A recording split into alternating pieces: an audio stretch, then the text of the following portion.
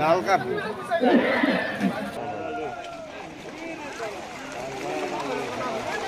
Ticket দিবেন তো ফেলবেন না, টিকিট পেলে টিকিট দিব না। কেউ কোনো বিশৃঙ্খলা করবেন না, ধীরে স্থিরে নামবেন। অনুমতি ছাড়া কেউ জাল টান দিবেন না, বিশ্বাসভাবে অনুরোধ, অনুমতি ছাড়া কেউ জাল টান দিবেন না। নতুন নতুন পদ্ধতিতে অভিনব কায়দায় মাছ মারার দেখার জন্য দর্শক উৎসুক জনতা চতুর্দিক থেকে। এটা আমাদের মনে হয় যে টাঙ্গাইলের মধ্যে এই সাইডে এই প্রথম।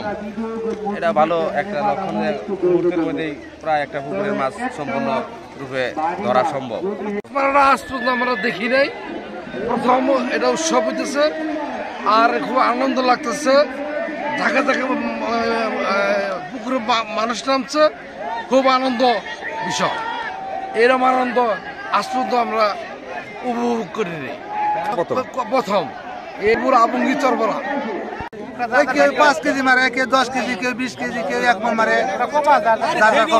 মন খারাপ কি কত কত মন খারাপ হয়, আর কত যায় পুকুরে বেশি মারে। দেখা যায় এক পুকুরে কম মারলো আর এক পুকুরে বেশি মারে। পুকুরে তো মারি, নদীত মারি, বিলে মারি। এটা টাইম তো দেয় আমাকে 10টা তো 4টা বন্ধ। প্রথম অবস্থায় হাজারাতে যোগাযোগ করছি, গারো বাজার যোগাযোগ করছি, হারাই টেস্ট করছে, দেখছে মাছ দেখে তাকে পছন্দ হয়েছে। পরে 1,26,000 টাকা 8টা থেকে নিয়ে ওই 4টা পর্যন্ত টার্গেট, তারা 2টা 2.5টার মধ্যেও যাহার কাছে মাছ মারা শেষ হয়।